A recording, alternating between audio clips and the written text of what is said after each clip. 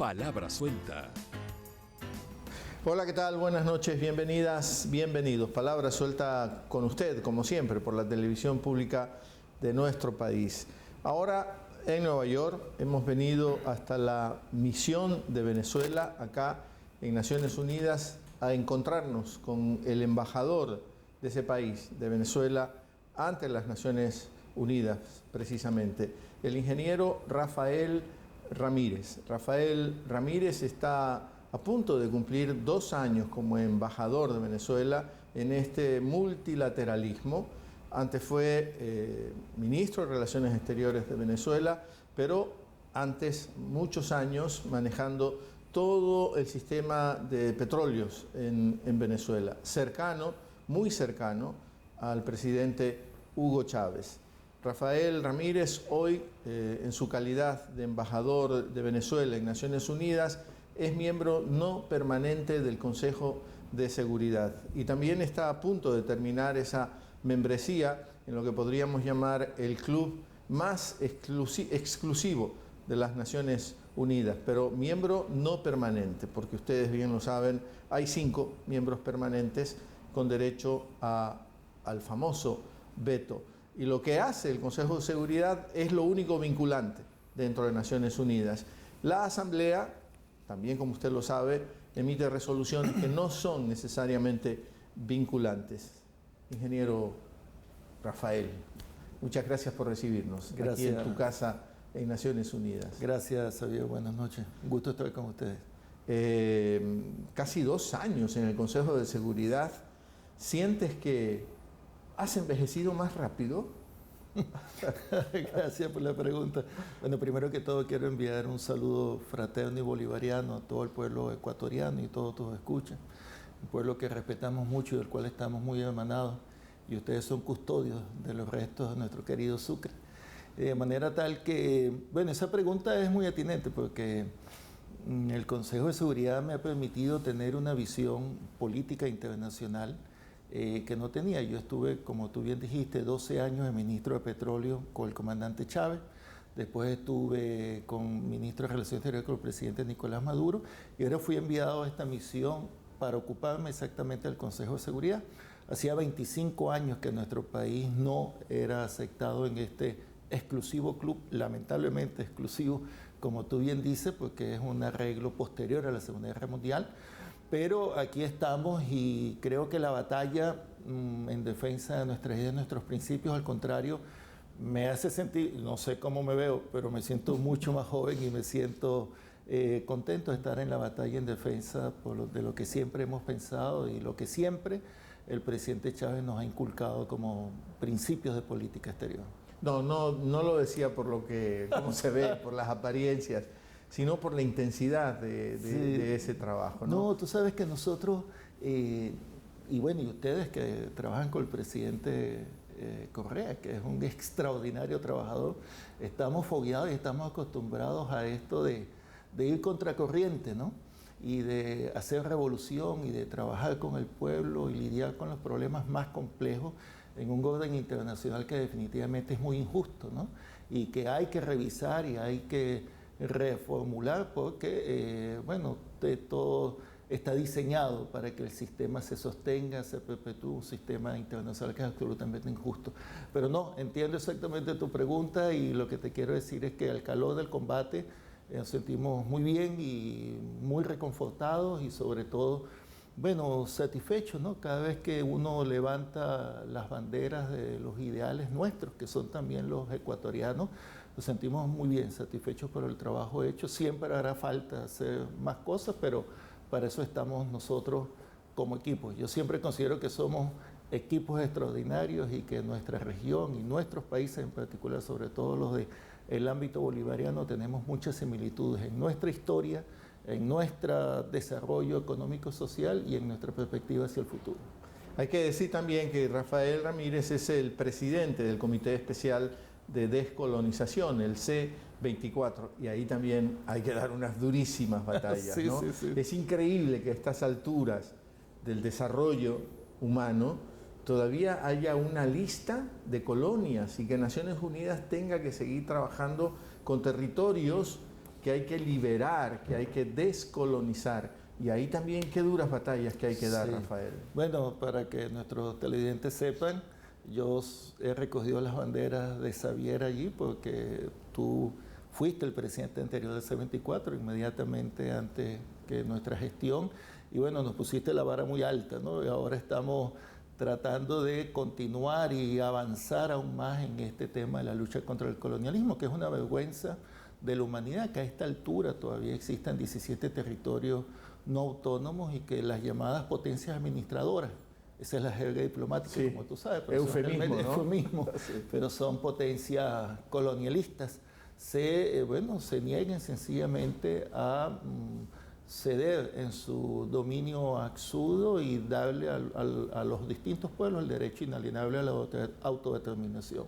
Entonces estamos ahí dando duras batallas, las batallas que tú conoces, y ya nos hemos hecho famosos, los embajadores del ALBA, porque hemos estado construyendo una trayectoria sin ceder en ninguno de nuestros principios en contra del colonialismo y a favor de la liberación final de estos pueblos, ¿no? Hoy, porque, bueno, es la lógica de Naciones Unidas, la Cuarta Comisión está tratando los temas del Comité Especial de Descolonización y qué coincidencia, también he venido y me he encontrado con las disputas, los fuertes enfrentamientos verbales con Marruecos, por ejemplo, sí, alrededor de la cuestión del Sahara Occidental y el Frente Polisario.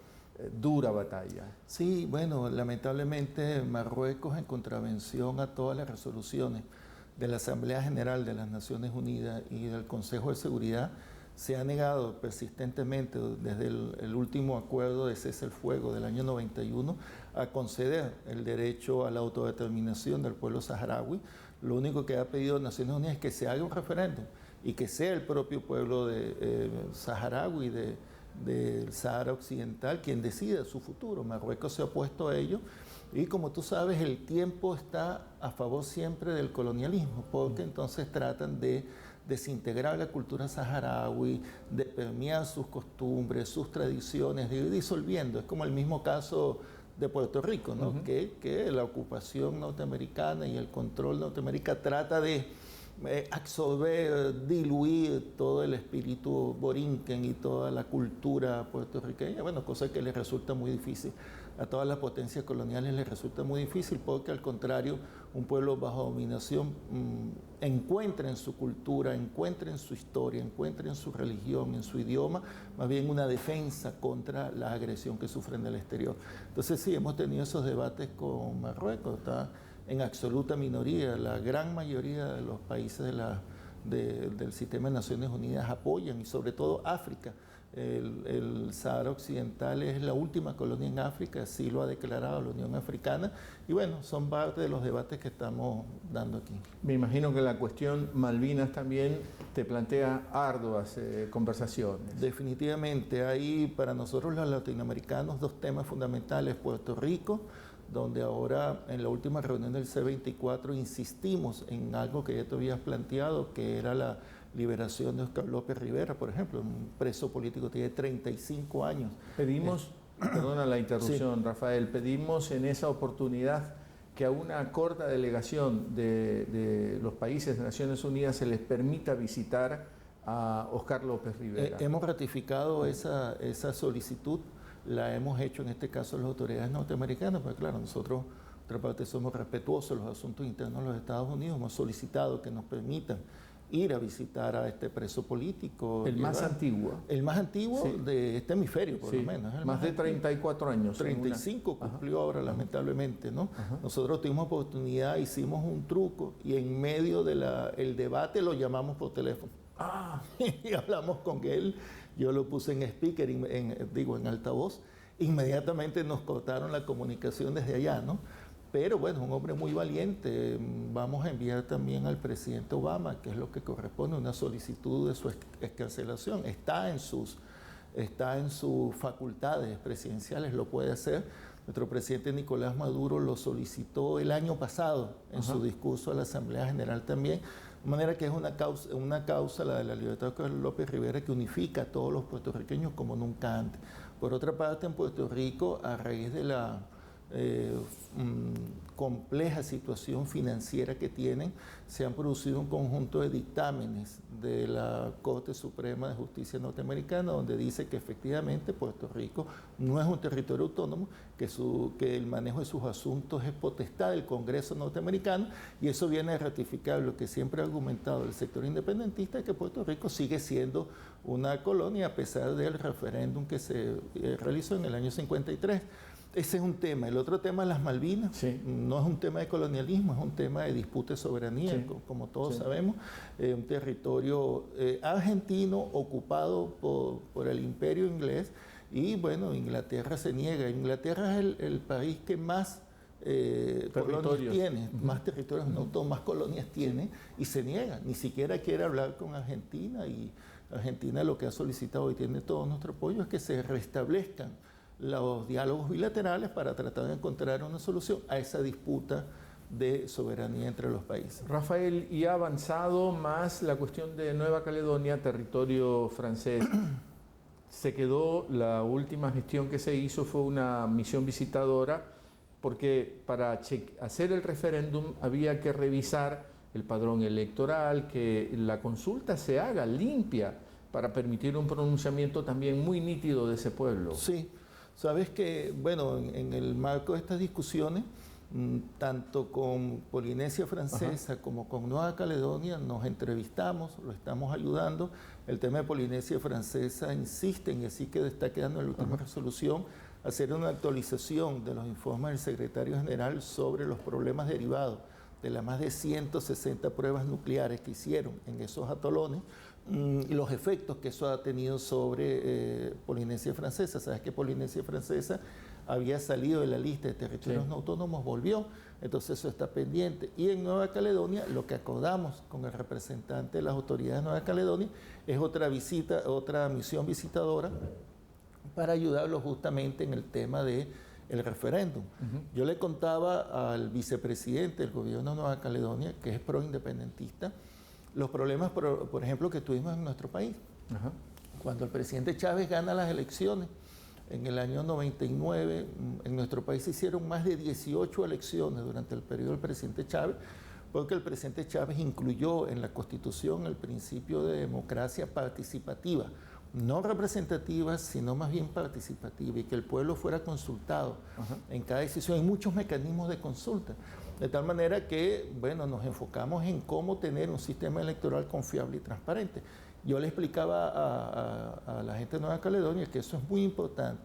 Por ejemplo, cuando nosotros llegamos, había más de 2-3 millones de gente pobre en Venezuela que no podía ejercer sus derechos políticos al voto, sencillamente porque no tenía ni siquiera identificación, no tenía papeles, no tenía registro, porque el sistema electoral estaba diseñado para que solo votara la gente que tenía más posibilidades. Tú que conoces nuestro país, los que conocen nuestro país, tenemos en Venezuela zonas populares muy pobres que se llaman los barrios, los cerros, como la favela. Bueno, ahí no llegaba el sistema electoral. Entonces yo participé en el equipo del presidente Chávez apoyando al cuerpo electoral nuestro, el Consejo Nacional Electoral, para que toda la gente pobre se registrara y pudiera expresar su voluntad política. También hicimos un sistema de cactahuellas. En nuestro país la gente vota con la huella. Entonces, que el tema de que eran papeletas que modificaban, que si las actas, que si los testigos, nada de eso ahorita está vigente. Nosotros tenemos votos electrónicos, tenemos sistemas de auditoría. De tal manera que le planteé todo eso al de Nueva Caledonia. Claro, había un francés en la reunión que no estaba muy contento, ¿no?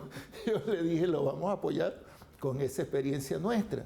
Porque sabes que yo creo que en Sudamérica, y incluyo en esto a Ecuador, Bolivia, Venezuela, bueno, hemos vivido unos 10 años, se vivieron como unos 10 años de una profunda democratización de nuestros sistemas políticos, que eran, bueno, muy enquilostados, muy tiesos, muy diseñados para el control permanente de la oligarquía, con sus sistemas políticos, sus sistemas de representación, sus medios de comunicación social. Ha habido un esfuerzo, sobre todo con el avenimiento del presidente Chávez, el presidente Correa, el presidente Lula en Brasil, el presidente Evo, de democratización de todos los sistemas nuestros, y creo que Eso es un elemento muy importante.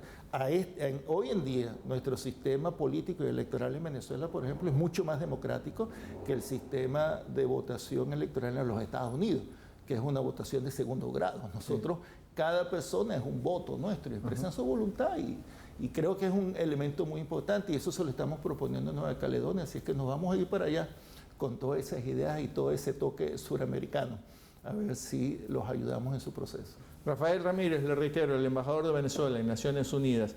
Volviendo un ratito más al Consejo de Seguridad y tu experiencia como miembro de ese consejo.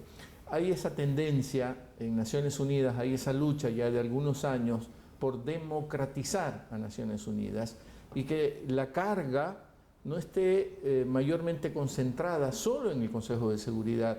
La Asamblea como que cumple ciertas formalidades, pero decíamos también, lo único vinculante es lo del Consejo de Seguridad.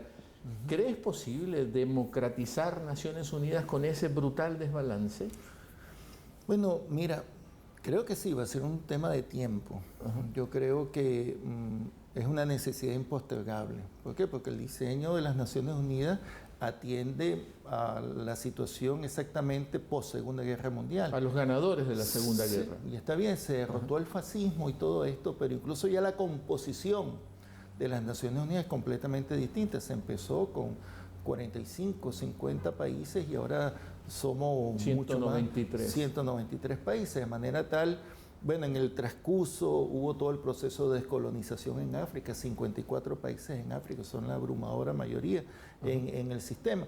De manera que hay que reformar el Consejo de Seguridad, pero algunas veces, y creo que la discusión empieza por ahí, el problema, la discusión es qué se entiende por una reforma, porque algunos países abogan porque no, el problema no es que tengan un grupo selecto, sino que yo no estoy en ese grupo selecto. El problema es ampliar los que tienen derecho a veto. No se trata de eso.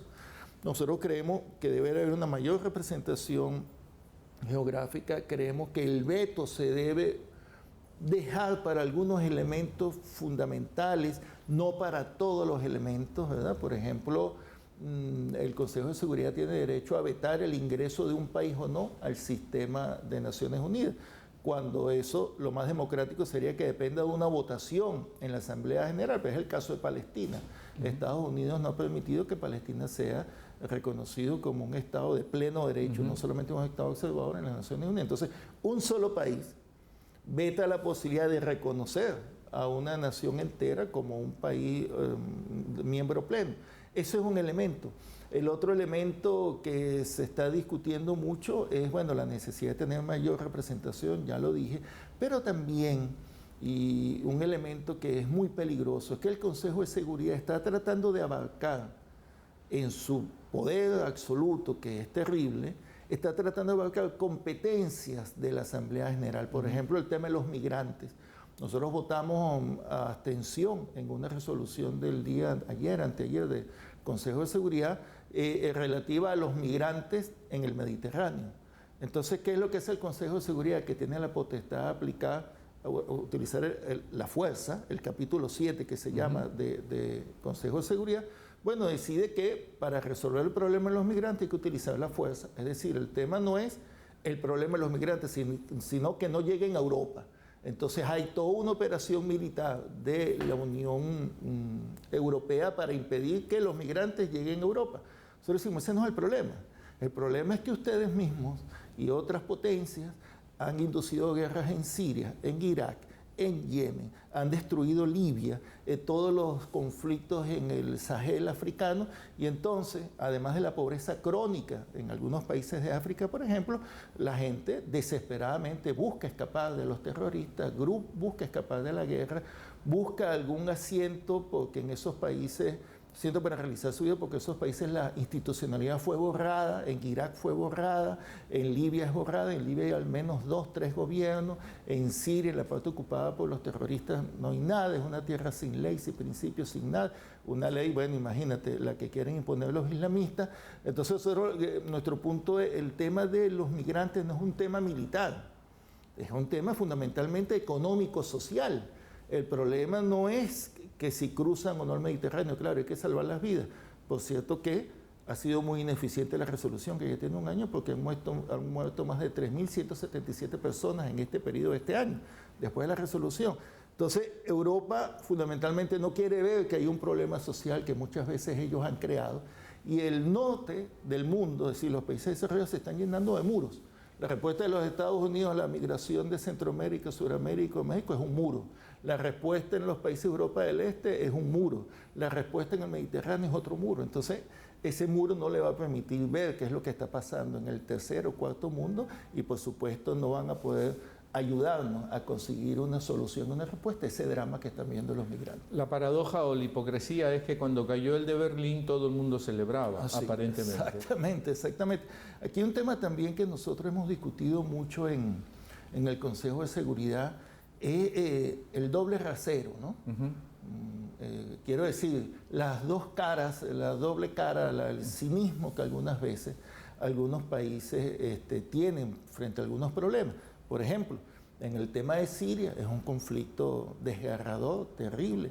El pueblo sirio ha pagado con más de 250.000 vidas el intervencionismo de las grandes potencias occidentales que se empeñaron en el marco de la llamada Primavera Árabe a derrocar el gobierno de Bashar al-Assad, un gobierno legítimo. Ningún miembro del Consejo de Seguridad puede decidir si es legítimo o no, eso es lo que corresponde a los pueblos, en todo caso lo que corresponde al pueblo sirio. Bueno, y han armado una cantidad de grupos extremistas, se han devenido en grupos terroristas, le dan armamento, le dan financiamiento, y ahora tenemos un horror, una guerra terrible. Entonces ahora esta gente dentro del Consejo de Seguridad, los causantes de esa guerra, hablan del horror de los bombardeos de Siria, de los bombardeos de Bashar al-Assad. Pero bueno, yo les decía hoy, señores, ustedes iniciaron esta guerra, ustedes causaron esta guerra, bueno, asuman su responsabilidad. Entonces, ¿es que no es responsabilidad de todos? No, es una responsabilidad común pero diferenciada. Es como el tema climático. No, hay una responsabilidad, todos estamos en el planeta, pero es diferenciada. Los grandes emisores de contaminantes y que han destruido el ambiente son las grandes potencias industrializadas. No más decir ahora que somos los países pobres y subdesarrollados. Entonces, ese tipo de temas en el asunto del Consejo de Seguridad, bueno, siempre soy muy importante, estamos dando una batalla en eso. Pero otro asunto que tiene que ver con la democratización, y con esto termino un buen punto, de las Naciones Unidas, tiene que ver con la estructura de las Naciones Unidas. Es muy injusto, porque entonces los mismos países que tienen el derecho a veto en el Consejo de Seguridad son los que deciden las jefaturas en los puestos de dirección de todo el sistema de Naciones Unidas. Entonces un país le otorgan la subsecretaría política de asuntos políticos, otro el tema de los refugiados, otro el tema de desarme. Es decir, entonces, nuevamente, el control que existe a nivel del Consejo de Seguridad se reproduce en la estructura de las Naciones Unidas. Nosotros esperamos que el nuevo secretario general, que fue aprobado por aclamación al Consejo de Seguridad, de Portugal, Antonio Guterres, un hombre progresista, un hombre que viene con mucha experiencia en el sistema de Naciones Unidas, experiencia política en su propio país, bueno, sea un interlocutor más válido, ya que Portugal, por ejemplo, con nuestra región tiene bastante relación cultural, histórica, religiosa, sea un interlocutor válido para poder llevar estos puntos de nuestra región y de los países en desarrollo allá a las grandes esferas de las Naciones Unidas. Palabra suelta.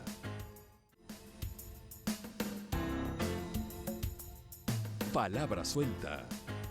Rafael Ramírez, de Venezuela, embajador de ese país acá en Naciones Unidas, conversando con el embajador sirio sobre estos temas de Naciones Unidas, él tenía algunas preocupaciones y hablaba de las debilidades de los grupos. Se supone, por ejemplo, uno supone que en África los grupos deberían de ser muy sólidos, ¿no? Apoyar las causas de un país africano, pero no pasa eso.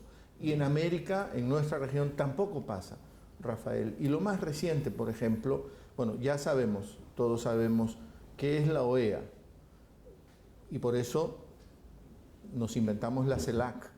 Y en un periodo se fortaleció la CELAC. Ahora hay una embestida contra la CELAC.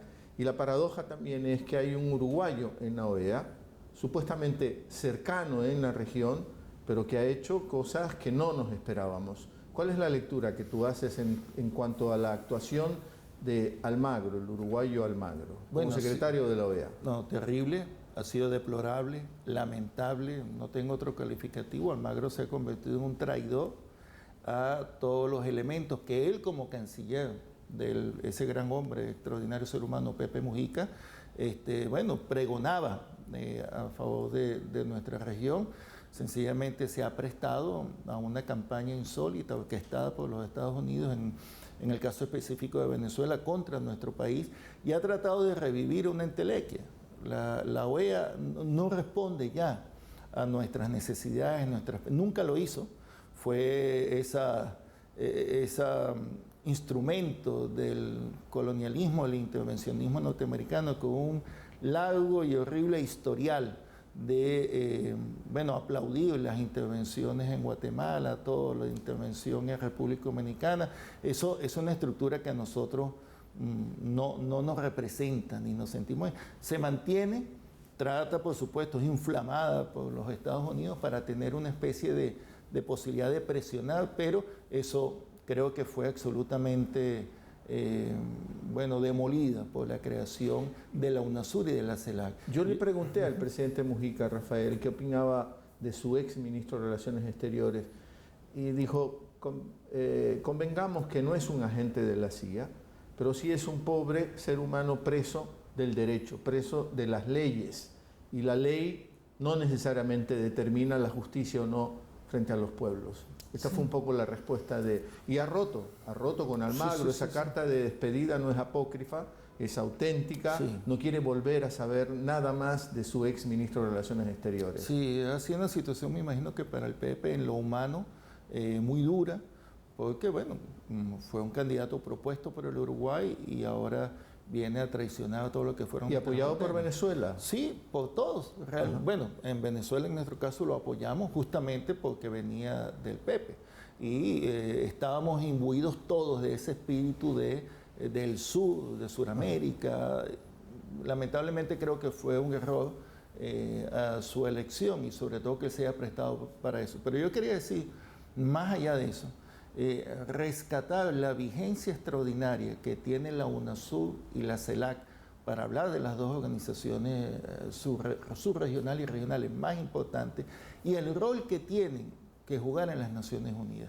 Eso que tú señalas, por ejemplo, que señala el embajador sirio respecto a la falta de unidad de organismos regionales es una tragedia, porque ciertamente nosotros somos más.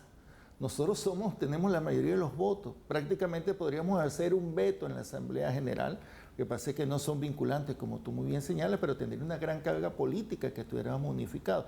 Es muy importante que nosotros tengamos unos criterios de unidad sobre temas en común, que son la mayoría, para conducirnos en estos ámbitos multilaterales. De esa manera que yo creo que, a pesar de que hay ahora actualmente una tendencia, sobre todo de los gobiernos de Brasil y Argentina, de torpedear nuestros mecanismos de integración. Fíjate que por ahí empezaron torpedeando nuestros mecanismos de integración, como el tema del Mercosur.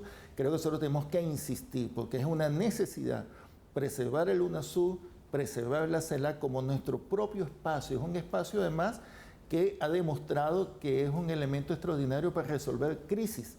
Nosotros recordamos muy bien cuando la presidenta Michelle Bachelet estaba presidiendo la UNASUR y se produjo la crisis en Bolivia, un golpe de Estado contra el presidente Evo, después la crisis en Ecuador, un golpe de Estado contra el presidente Correa, y fueron nuestros organismos regionales quienes se reunieron de emergencia y solventaron eso. No hubo que llamar a la OEA, no hubo que llamar al Consejo de Seguridad, mucho menos meter a los americanos en este sitio, digo, a los norteamericanos, sino que lo resolvimos entre nosotros, ¿no? Entonces creo que son instancias muy importantes para prevenir conflictos.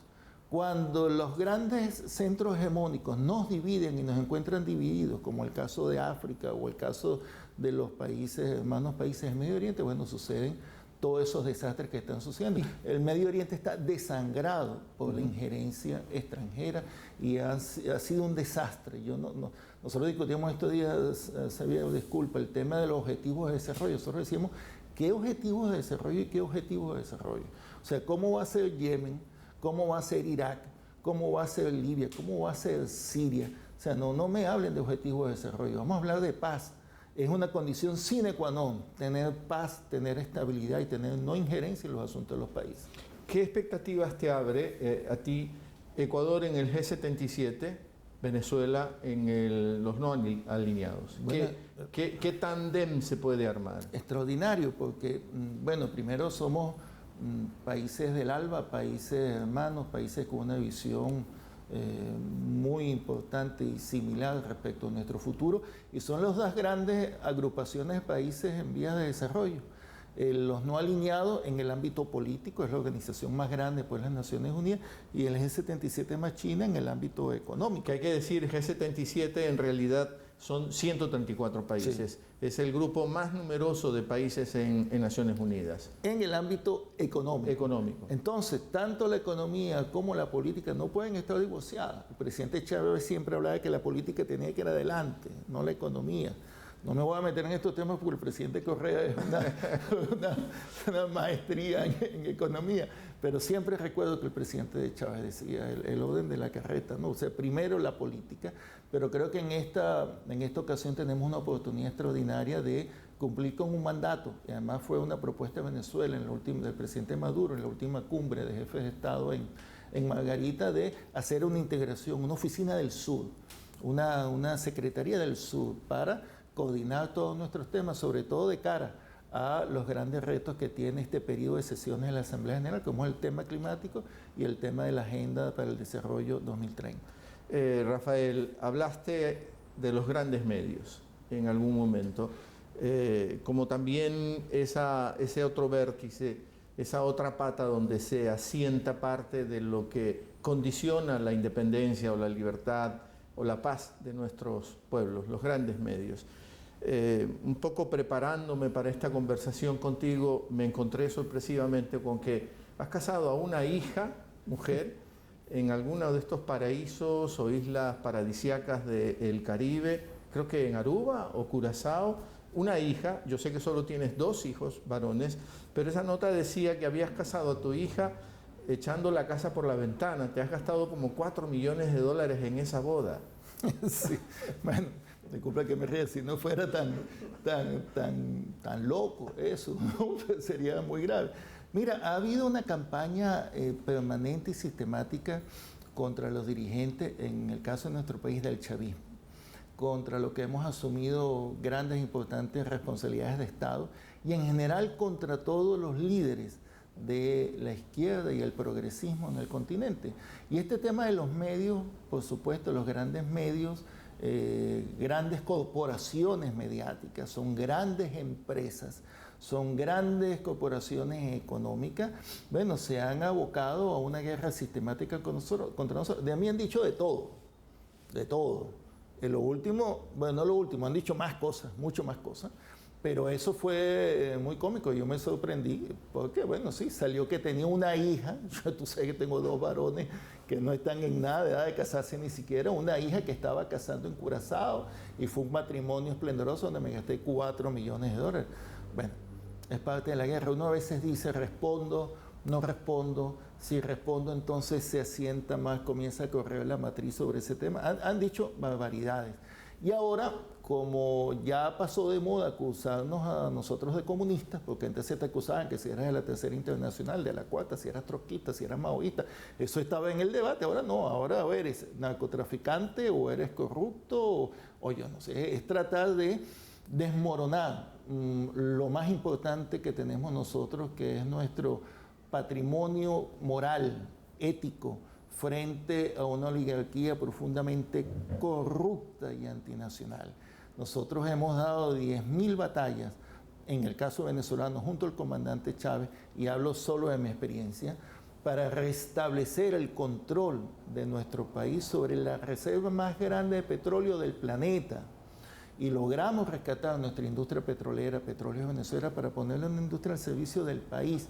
Tenemos juicios con las transnacionales, con ExxonMobil y con ConocoPhillips por más de $30.000 millones aquí en los tribunales de los países dominantes. Es decir, esa factura nos las tienen a nosotros, y eso es algo que no nos van a perdonar. Nosotros Mientras ellos siguen con su guerra económica, mediática, de todo tipo, diplomática, bueno, todos los métodos de guerra no convencional, nosotros lo que tenemos que responder a eso, Xavier, es con más revolución, con más radicalismo, a explicarle mucho a nuestro pueblo, a aclarar mucho las cosas. El tema comunicacional es muy importante. Dijeron también que ya estaban a punto de tomarte preso aquí en los Estados Unidos y que te quedaban pocos días en Estados Unidos. Sí, y bueno, tienen en eso, no sé, desde que llegué aquí.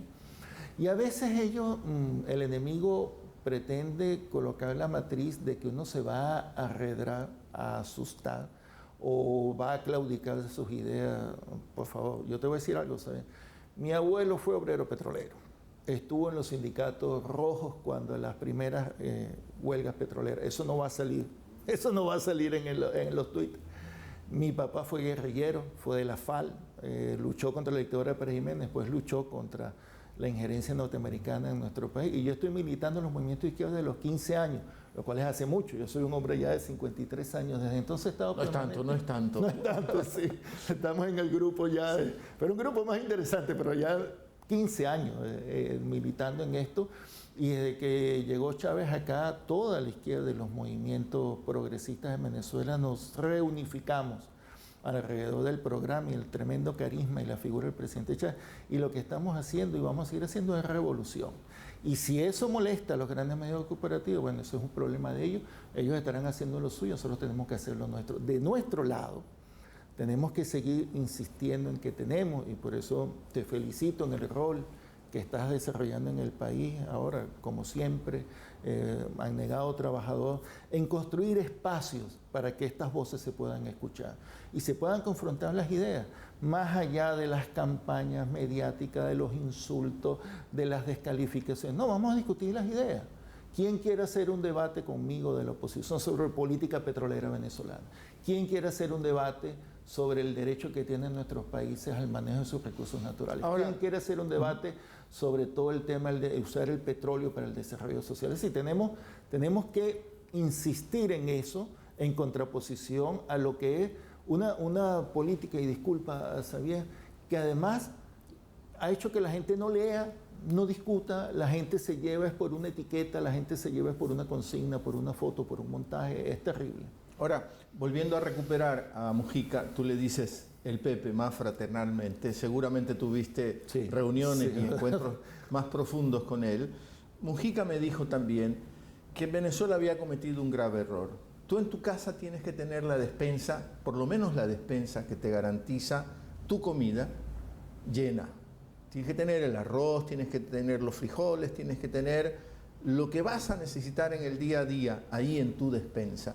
Para levantar esa figura como crítica, viniendo de Mujica, fraterna, ¿no? Venezuela descuidó su despensa. Rafael, ¿tú qué opinas de eso? Sí, bueno, primero que no quiero parecer para nada irrespetuoso con el Pepe Mujica, pero es que él nos obligaba con mucho cariño. Tú sabes que yo, el lado paterno de mi familia es andina, y los andinos en Venezuela, como en Bolivia, Ecuador, seguro somos muy respetuosos, muy cerrados. Y lo que me pasaba con el presidente Chávez, él siempre me decía, dime Hugo. Yo no le voy a decir Hugo nunca, presidente, usted es mi presidente, es mi comandante, presidente. Igual con el presidente Maduro. Yo siempre decía Nicolás, pero bueno, es el presidente Maduro, ¿no? Es un tema de respeto, pero el Pepe, el presidente Mujica siempre... Te dijo, dígame Pepe. Sí, y se molestaba, ¿no? Si uno andaba con esas cosas, así como le decía Chávez Milico, le decía, Milico, bueno. Pero sí, efectivamente, ha sido una situación muy compleja. Yo no puedo calificar porque son muchos factores, ¿no? Son muchos factores. Yo creo que un elemento muy importante es que a todos nos tomó desprevenidos la muerte del comandante Chávez. Nosotros realmente no pensábamos que Chávez iba a morir, todo el mundo lo veía, pero es lo que le pasa a uno cuando muere alguien muy cercano, uno se resiste a eso, ¿no? Es lo que pasó en mi experiencia personal. Mi padre se murió en mis manos de cáncer y nosotros nunca pensábamos que fuera a morir. No, mis hermanos, yo tengo 4 hermanos varones, nunca pensamos que fuera a morir. Igual con Chávez, nosotros trabajamos con el presidente Chávez el jueves antes de su muerte, trabajamos 4 horas. Y él habló de que su situación de enfermedad, que no creíamos todos que fuera a ser, nadie creía que fuera a ser terminal, iba a hacer que el enemigo se envalentonara y pasara a la ofensiva. Y mientras nosotros estábamos en el dolor de nuestro pueblo, que es una herida profunda que tenemos, la muerte del comandante Chávez, un terrible golpe para el pueblo humilde de nuestro país, los sectores patriotas, bueno, el enemigo, los enemigos de nuestro pueblo, de afuera y de adentro, se estuvieron preparando para esta situación. Es como si nos hubieran matado en plena batalla de Carabobo o en plena batalla de Ayacucho, nos hubieran matado a nuestros jefes, ¿no? Quedamos desarticulados por un momento. Evidentemente la derecha ha avanzado. Yo siempre he dicho que los problemas que tenemos en nuestro país en el ámbito económico es porque son sectores que aún siguen bajo control de la oligarquía. Nosotros pudimos liberar la industria petrolera luego del sabotaje petrolero y nos quitamos ese problema de encima, y PDVSA es una empresa que jamás se le volverá a ocurrir atentar contra el propio Estado ni contra los intereses de su pueblo.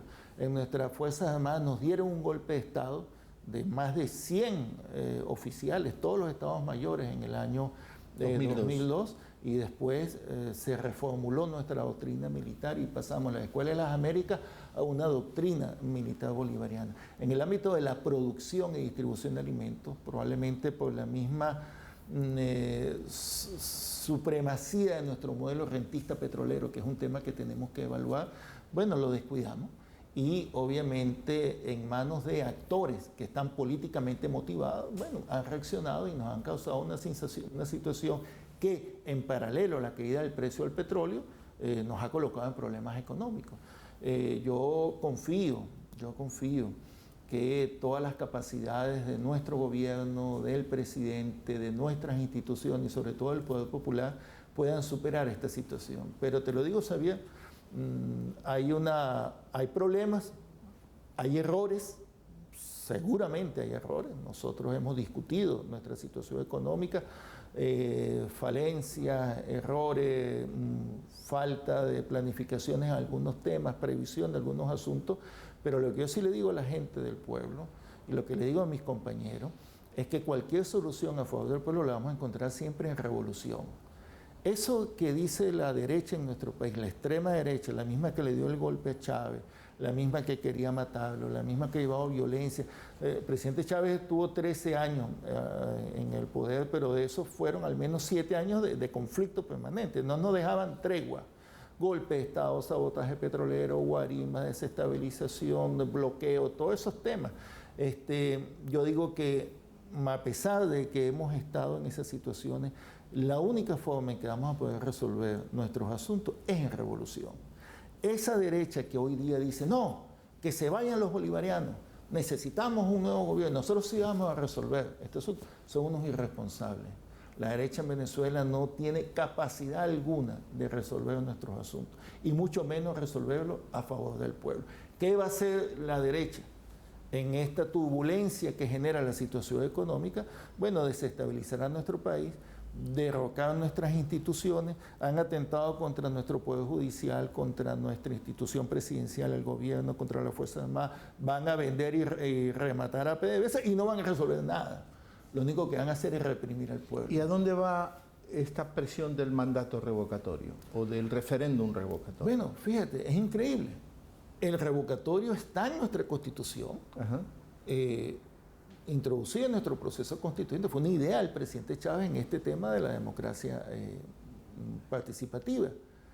Pero bueno, aquí hay un órgano electoral que es un poder autónomo del Estado, autónomo, con su propio peso, sus propios mecanismos, y ha dicho que no hay tiempo para hacer referéndum este año. ¿Por qué no hay tiempo? Porque la derecha, en sus divisiones internas, es decir, el grupo de Ramos Ayub en la Asamblea, el grupo de Primero Justicia en la Asamblea también, el grupo de Leopoldo López, el más violento, no se pusieron de acuerdo. Unos decían que tenían que matarnos y acabarnos, que era la posición de Voluntad Popular. Otros decían, Capriles, que él tenía que ser el candidato ya, entonces referendo, y Ramos Ayub decía que reforma. No se pusieron de acuerdo. Fue después del mes de abril que ellos comenzaron a pensar en el referéndum. Bueno, no les da tiempo. No les da tiempo. Entonces ellos siguen insistiendo sobre algo que saben desde el principio que no les iba a dar tiempo. Y aquí hay que respetar el órgano electoral. Nosotros no vamos a permitir a estas alturas de nuestra fortaleza institucional que vengamos nosotros a violentar los tiempos y a violentar las disposiciones de nuestras instituciones. No nos metemos con eso, la última voz la tiene el Consejo Nacional Electoral, y si dice el Consejo Nacional que habrá referéndum, habrá, pero este año no va a haber. Entonces nosotros, esa es una bandera de la oposición. Nosotros no, nosotros estamos pensando en cómo resolver el tema económico, cómo salir adelante, cómo manejarnos en el ámbito internacional, cómo restablecer los precios del petróleo. Nuestra agenda es propositiva, la otra agenda es un salto al vacío. ¿Y cuáles son los errores que tú reconocerías? Sé que es complicado porque has estado muy cercano siempre al proyecto de la Revolución Bolivariana, pero haciendo esa autocrítica, ¿cuáles son los errores que tú reconocerías? Mira,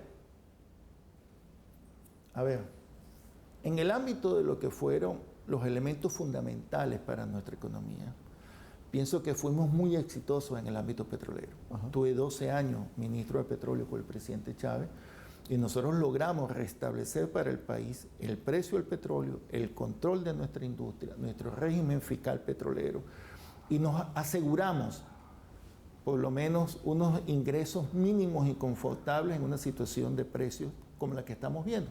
Fíjate un asunto, solo para decir algo. Cuando nosotros llegamos a la Revolución Bolivariana, el presidente Chávez, las transnacionales pagaban 1%. Es decir, de cada 100 barriles, solo uno era para el Estado. Nosotros hemos llevado esa proporción a 33%. Es decir, de cada 100 barriles, 33, si 32 más de los que había antes, son a favor del Estado. Si nosotros llevamos eso a nivel de números, si el barril cuesta $10, antes era 0,03 dólares lo que entraba por regalía. Nosotros ahora por lo menos recibimos $3 el barril. Es decir, eso nos ha permitido mantener un ingreso, y por eso yo digo que en el ámbito petrolero era una base necesaria, dadas las características de nuestro país, para enfrentar cualquier vicisitud económica. Probablemente, ¿qué es lo que nos ha faltado? Ver el desarrollo no petrolero. Y es un problema que no hemos resuelto. No solo que no ha resuelto la Revolución Bolivariana, sino que fue abatido en el país de los años 40, cuando se acabó la agricultura, cuando nos convertimos, como decía el presidente Chávez, en una, ¿cómo es que él decía? Bueno, un país monoproductor, minero extractivo. Que tenía los recursos para comprar, pero todo. no para producir. Claro, y además, cuando tienes un problema cambiario, como el que hemos tenido nosotros, y ya tal vez aquí estoy dando algunas pistas técnicas, porque yo sabía, no voy a desnudar aquí lo que han sido mis observaciones sobre el tema económico, que las hice en sus instancias, la hice el presidente, la hice al Congreso del partido, pero algunas cosas en las que hemos discutido son públicas. El tema cambiario nos afecta mucho, porque entonces se convierte el dólar en una mercancía, ¿sí? Y entonces ya nadie, el sector privado no usa los dólares que se le dan para producir o para traer, sino que lo usan para estimular el mercado paralelo, para tener un mercado negro en nuestra divisa, y ese dólar paralelo, que es un dólar fantasma en el sentido de que no tiene nada que ver con parámetros de nuestra economía, sino que es una actividad especulativa, ha marcado mucho el fenómeno inflacionario, el fenómeno del desabastecimiento, ha sido un elemento fundamental. Entonces, hay un equipo económico que está trabajando en este tema. Nosotros, cuando yo estuve en la vicepresidencia económica por 8 meses, hice un conjunto de recomendaciones, algunas se han adoptado, otras no se adoptaron, en fin. El presidente Maduro es el que maneja los tiempos políticos para tomar las medidas económicas. Por ejemplo, el tema de los combustibles, ¿no? Siempre ha sido un tema que estaba en las recomendaciones, incluso con el presidente Chávez, pero hay que ver el timing político para hacer eso, porque lamentablemente en un país como el nuestro, recuerdo muy bien que eso le pasó al presidente Evo Morales en Bolivia, que están acostumbrados a unos precios muy bajos de la energía. Tú haces un incremento, por supuesto nunca hemos planteado un incremento a precios internacionales, pero sí un incremento para cubrir tus costos, por ejemplo, de producción, entonces tiene una reacción política. Entonces todas esas cosas están en el balance del decisor, del presidente, de la dirección política, y bueno, se ha venido manejando con esto. Lo que hay sin duda, y quiero hablar muy bien porque la derecha, muy claro de esto, porque la derecha ha tratado de disminuir o diluir el término de guerra económica. Ha habido una guerra económica contra el país. Todos vimos y hemos visto las fotos de caravanas de productos venezolanos hacia Colombia. Caravanas, es decir, te estoy hablando de camiones, filas de camiones, 30, 40, 50, 60 camiones que no los para nadie en una frontera de 2.000 kilómetros de largo con Colombia, pasando hacia el lado colombiano y después recirculando hacia ese lado venezolano a precios exorbitantes. La manipulación con nuestra moneda en la frontera también es un problema que nos ha afectado muchísimo. Es decir, ha habido muchos mecanismos. Yo lo que siempre digo a mis compañeros es, la oligarquía no va a salvar el socialismo. La oligarquía no va a salvar a nuestra revolución bolivariana. Si por ello fuera, nos empujan a que nos vayamos a un foso y entonces entramos en un proceso de desestabilización. No les interesa. Además, la mayoría de esos sectores políticos que argumentan contra el país, que operan económicamente contra el país, ni siquiera viven en el país. Ahorita en el país ellos desde Miami lo manejan como una finca, como una mina, ¿no? Cogen su avión, van, ven cómo están sus negocios y se devuelven a Miami a tuitear y a conspirar contra el país. No les importa. No les importa. Entonces, ha habido una situación muy compleja donde, sin lugar a duda, el colapso de los ingresos del precio del petróleo es un elemento fundamental. Considera el último año, yo entregué el último año al frente de PDVSA, entregué 43.000 millones de dólares, ¿no? que podrían ayudar, pero después cuando terminó, ese año el precio cerró 86, ahora con precio de 40, eso, bueno, 17.000, no sé cuánto está ahorita el número, pues mucho menos, mucho menos. Entonces, para nuestras economías petroleras, en las economías donde el petróleo es tan importante... Se pierde mucho del PIB, del Producto Interno Bruto, claro, con la caída del precio del petróleo. Claro, porque es que el PIB, y eso el presidente Correa seguro lo maneja muy bien, si tú enmascaras la renta petrolera en el PIB, estás enmascarando las cosas. Cuando el precio está muy alto, el PIB sube, pero no tiene nada que ver con la producción nacional, sino que tiene que ver con que el precio subió, una renta. El PIB real, y lo que queríamos medir realmente, es el tema de la producción nacional y la manufactura. Y ahí nosotros hemos tenido inconvenientes. Ahora, que el sector privado tiene una actitud en nuestro país terrible, antinacional. Mira, el sector privado, lo que ha vivido en Venezuela, y por eso es un sector profundamente corrupto, el sector financiero, el sector privado, es de la utilización de los dólares que genera la industria petrolera. La industria petrolera genera el 90% de los dólares en el país, el 96%. Y el sector privado diseña toda una estructura de servicios y eso de es para economía. tener una idea, ¿no? Las audiencias, que en el caso venezolano, con tanta dependencia, la exportación petrolera, la pérdida por la caída del precio, el impacto es enorme en Venezuela. Enorme, enorme.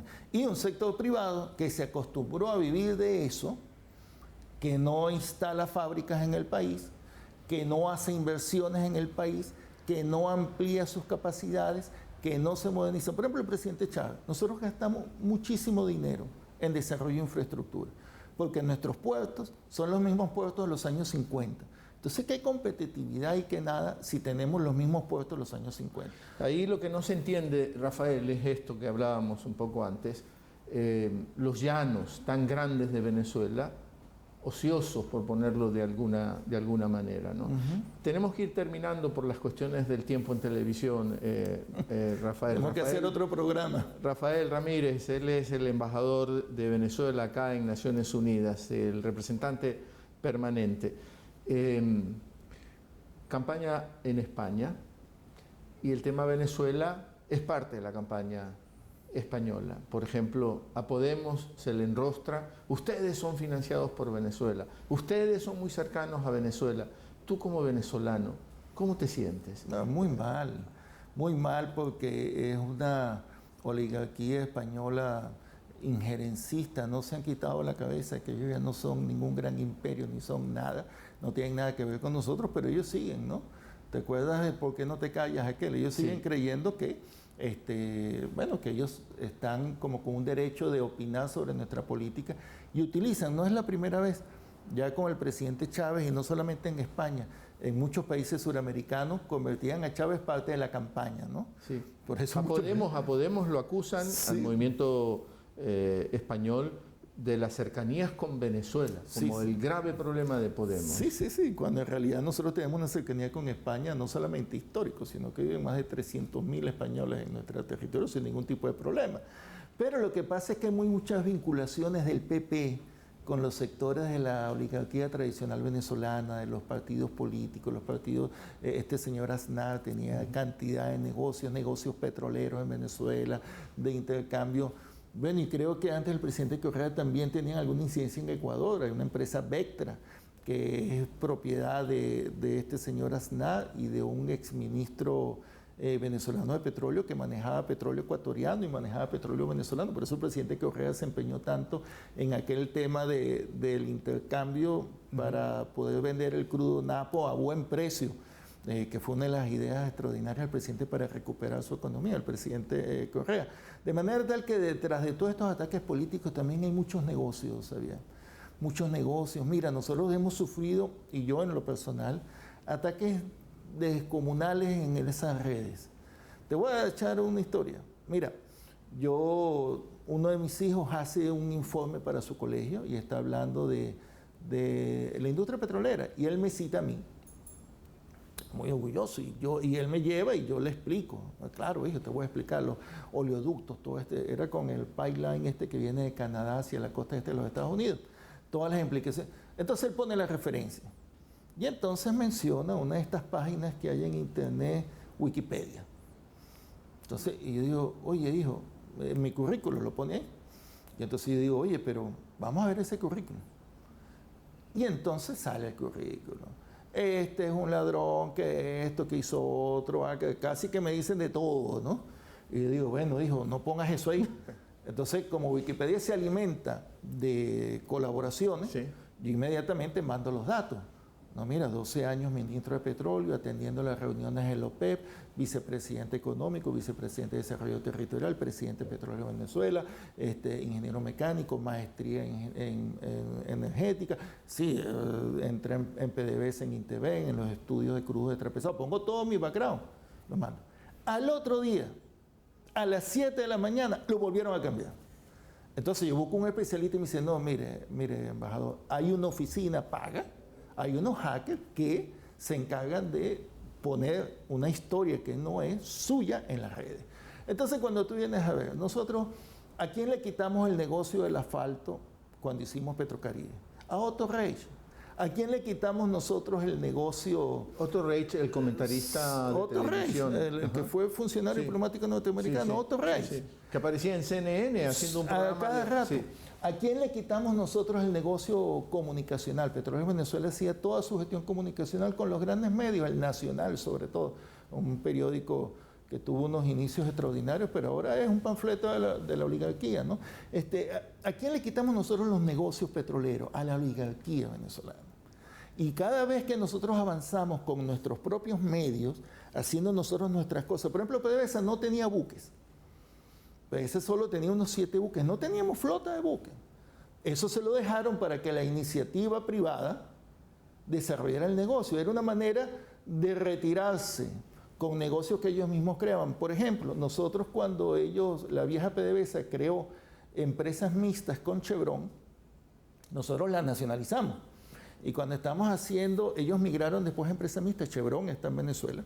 Sé que allá tiene muchos problemas en Ecuador, pero ahí tiene sobre todo una demanda de los pueblos por la alta contaminación. Lo sé, y un desastre terrible. Acompaño al presidente Correa en sus denuncias y hemos trabajado en eso juntos.